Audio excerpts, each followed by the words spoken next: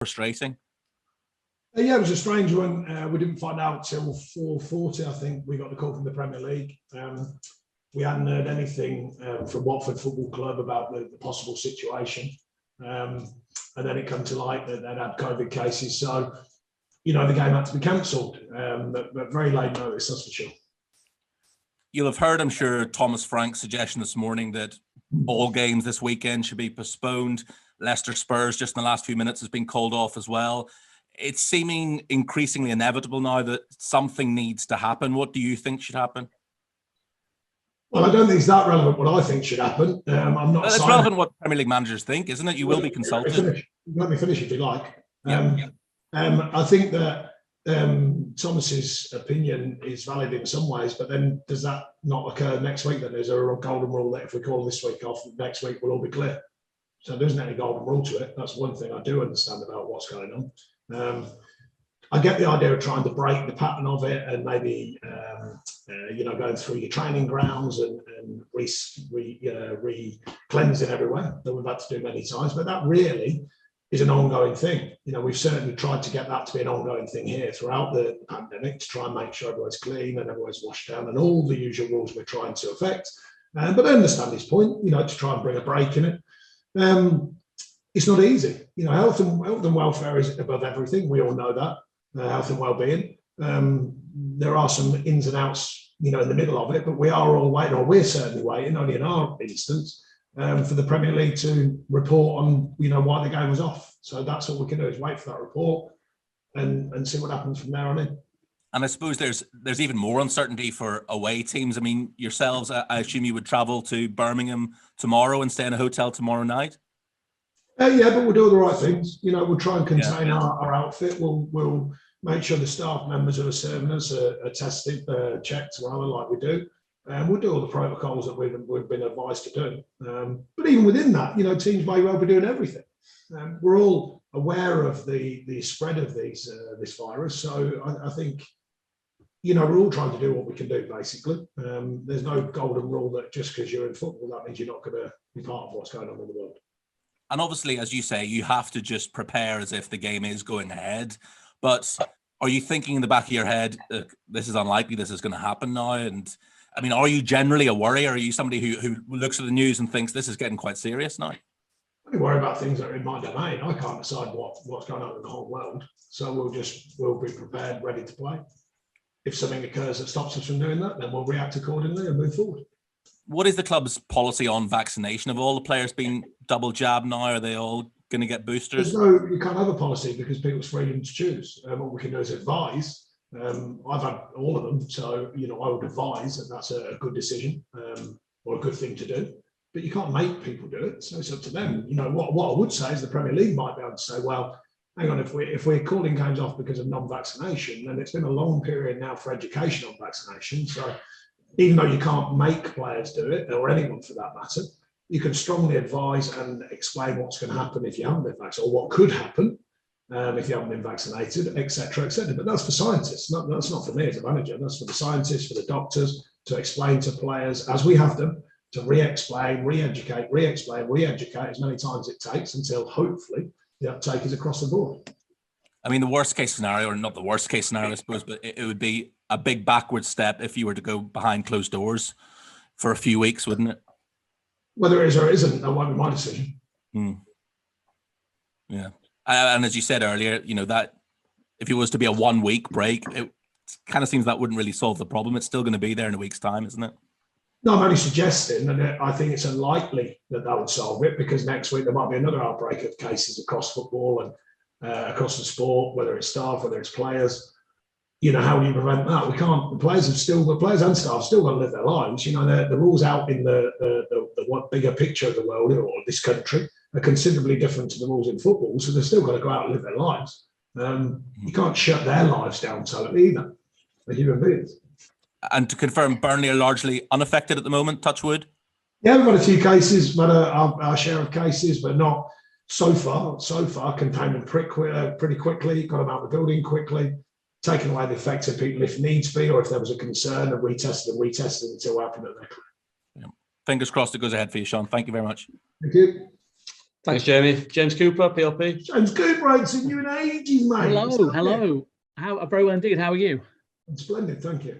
You're all vaccinated by the sounds of it as well. I am. Fantastic. I imagine after not having a game, you're chomping at the bit and hoping there will be a game, and so are the players.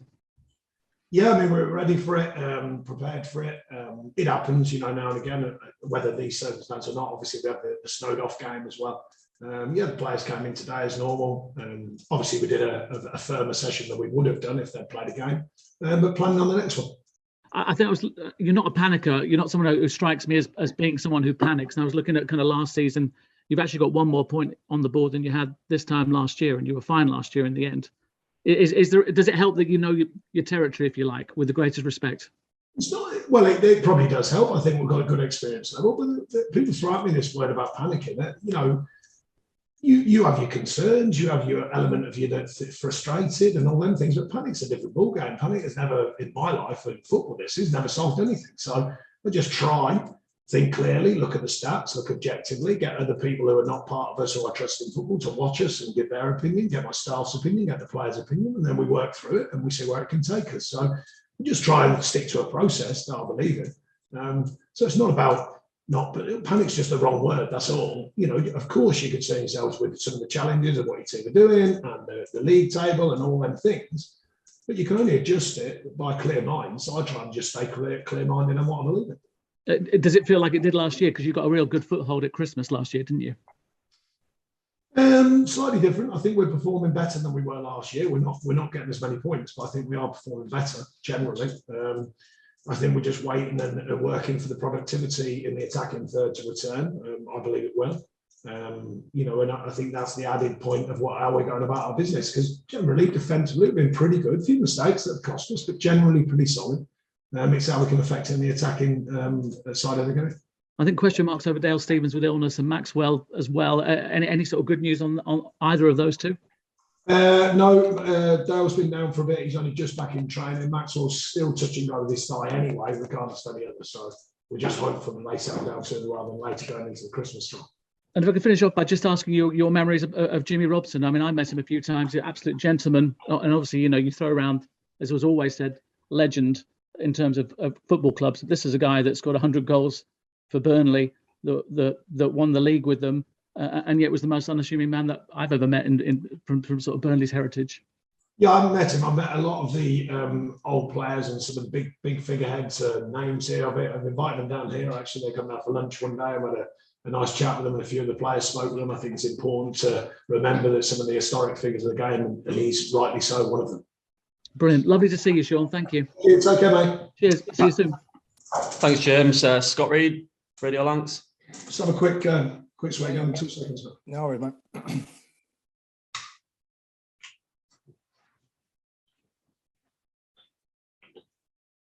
Right. Thank you. All right. Just to pick up on what James said there about Jimmy Robson, I know that it's all about kind of creating your own history, and you've done that in 10 years or so, haven't you, at Burnley? But how much do you still like to be aware of what the club has done previously, and that 1960 team in particular, actually iconic in the club's history? Yeah, I think it's part of the rich, fabric of the club and its past.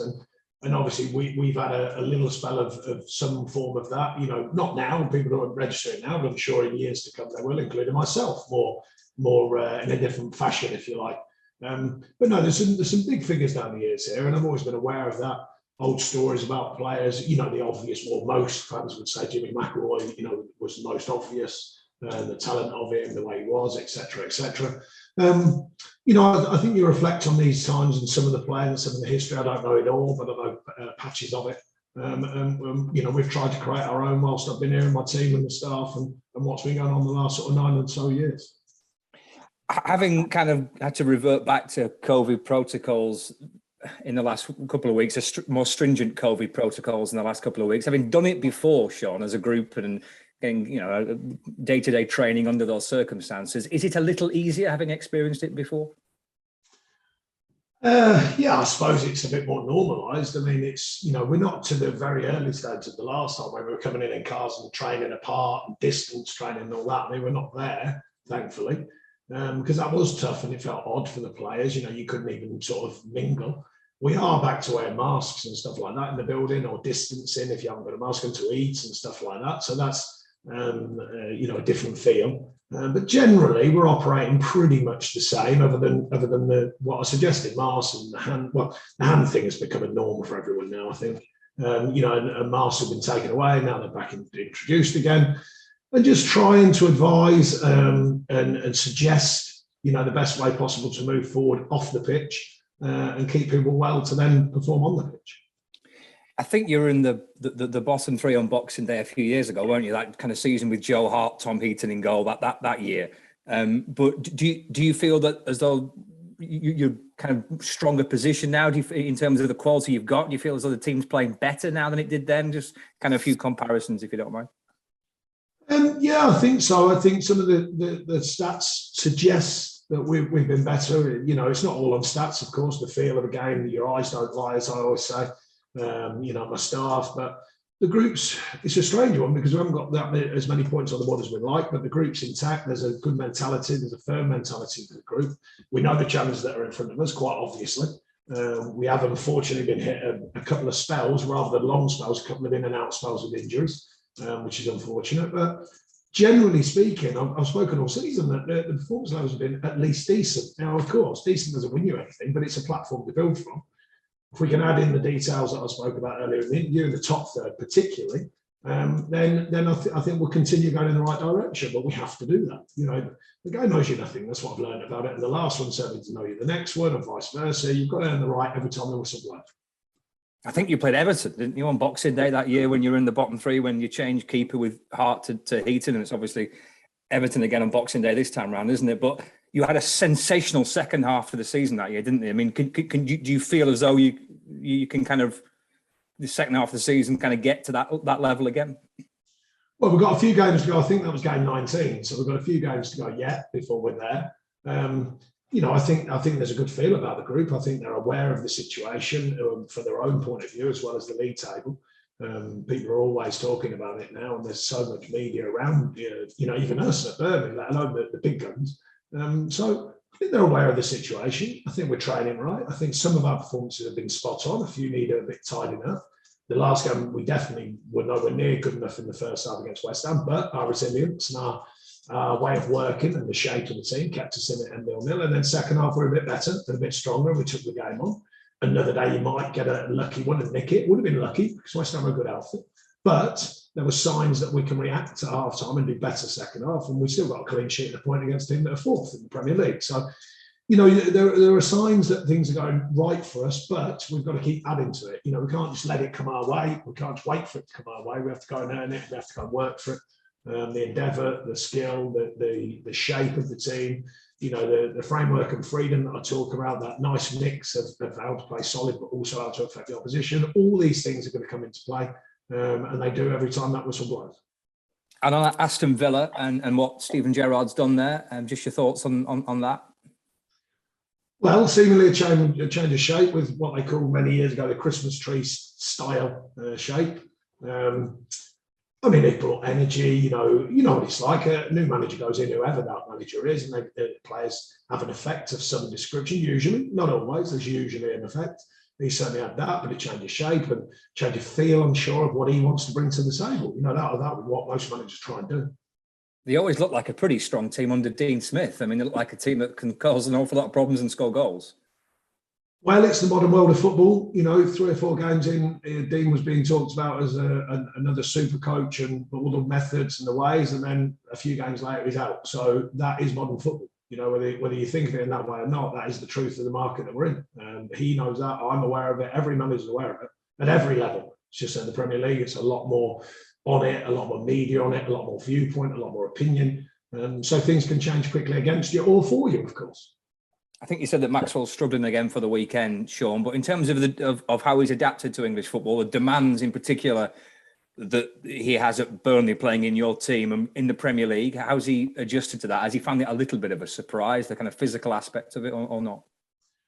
A little bit. I think the running side of it, just the physical output side of it, the robustness of the Premier League, he's adapted well, I think, and he continues to do so. I think his language is getting better. Which is important, and he seems to be quite settled. He's just had a few of these awkward injuries that have kind of slowed his progress into the team and his progress around the team. But other than that, when he's played, he's been effective for us, and I think he's enjoyed being. Cool. Cheers, Sean. Good luck. Thank you. Thanks, Scott. Eleanor, Crooks, Pierre. Hi, Sean. Hiya. Just to confirm, you haven't got any COVID cases at the moment? Yes, we have. Oh, you have? Yeah. Among the playing squad? Playing and staff. Okay. So is Not that... the immediate football staff, like peripheral staff. Yeah. So is that something that's new over the past couple of days? Not a couple of days, over the last 5 or 6 days. Okay. And how, I mean, can you say sort of how many players it might take out? No, not at this stage, because there's only one. Only one player? Yeah, we think we've removed him from the situation very quickly. Right. Okay. Great. And any other sort of new injury issues? No, not so far. No, our Barnes is making good progress, which is good. Dale Stevens is back in.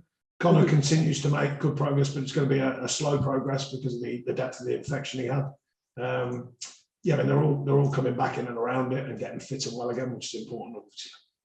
And I know we've all had to kind of get used to adapting to changes pretty quickly over the last couple of years. But how difficult is it when you're expecting to play a match and then it's called off? I mean, obviously, snow isn't a new thing, but to have two kind of so quickly happen. Yeah, I mean, it's not a big drama. You know, it's happened, it's gone, it's dealt with. The next one comes out very quickly. I'm sure the Premier League will report to us about why it was called off, because we haven't got every detail yet. And we move forward. It's simple as that. It's what's done is done. Yeah. Steven Gerrard, I mean, was he somebody who was a player you kind of could see becoming a successful manager? I don't know there's an exact manager style. I don't know him properly, so I wouldn't know what his beliefs in the game are, the way he was thinking about the game. He obviously had a thirst trip, went through some of the situations with the younger teams at Liverpool before he's got to train. He's done a good job there, quite obviously. Come down to Villa, he knows the Premier League. That's another obvious thing. And it's how he adapts to the change of managing in the Premier League. He's had a good start, that's for sure. He's not naive. He knows it's more than a good start in management. You need a longer period to prove yourself. But he started very well. I don't think anyone's that surprised by that. The challenge of football is how long you can keep doing it for, at what level. Okay, thank you. Thank you. Thanks, Eleanor. And Alex James. Afternoon, Sean. Afternoon. Matt Loughton was saying earlier on today that the players were all sitting down having their pre-match meal when they found out the game was off. I just wondered where you were when you got the call. Were you at the ground? Were you going through your pre-match preparation? Sort of take us through it. I was in the casino, throwing a few chips across the table. Very good. Well, I don't know what kind of question that is. It's like up there amongst the most bizarre. I was having an omelette in the training ground. I wasn't doing that either, actually. I was at the training ground. I just had a bit of a workout. I was getting a shower. I just wondered whether you were at the ground already and whether you were with the players. That was all. But I'll move on. Brilliant. You mentioned that you got news of it about sort of 4:40 p.m. I think you said. Do you think there should have been communication sooner, either from Watford or the Premier League, even if it was just to say this is an ongoing situation and make you aware of it? Alan got a call about an hour earlier. I think it was 50 minutes to an hour earlier. Gave me a heads up. There was a chance, right. And then it was officially called at 4:40, to my knowledge. We hadn't heard anything from Watford Football Club until after it was officially called. So we had no awareness of it happening. But that's sometimes the way it goes. And then we're waiting for the report from the Premier League, obviously on the whys and wherefores of why it was cancelled compared to other games that haven't been cancelled, or some have been cancelled, etc., etc. Yeah, do you think just so that we get an awareness? That's all it's about, getting an awareness of what is going to make a game be called off and what's not going to make a game be called off. Yeah, I was going to say, do you think the Premier League or somebody needs to be clear on what can and can't constitute a postponement? Because it seems a bit, obviously, case by case basis and hit and miss a little bit at the moment. Well, I think they have come out and said it's a case by case basis, so I'll have to take that as being what it is. I don't know all the criteria, if there is a set criteria or if there's not, because obviously it's an ongoing, the COVID sort of situation is a fluid situation. We've had, even from the government side of things, we're not going to lock down again, then we sort of lock down again, we're not going to go backwards, we have gone backwards, so I think it's so fluid. I don't think anyone has got the absolute finished criteria to say, right, if this happens, that's it. If it doesn't happen, you carry on. Maybe they're looking at that now because of these cases. I don't know. But to my knowledge, there's not an exact, sign off at the moment. It's a fluid situation which the Premier League will look at each game and the whys and wherefores of it. Well, that's what I know so far. Just looking at Villa and the football, obviously 3 games between now and, 4 games in fact between now and the start of January. Just how crucial a period is this now, given you've had 2 games called off, so you'll be playing catch up in the second half of the season, or does that not take into account anything you think? They're all crucial periods. I've said this every season, no matter what division we're in, no matter what our successes have been. Every season, I say the same. The beginning's crucial, the middle's crucial, the end's crucial. Every part of the season's crucial. When you're us, everything's important. Every game is important. That's why we stick to the knowledge of the next one is the most important. And just on the injuries and Maxwell, has he been able to train at all this week or not as yet? No. Okay, no problem. Lovely. Thanks, Sean. All the best for Saturday. Cheers. Thanks, Alex. That concludes the broadcast section. Cameras off, please. Chris.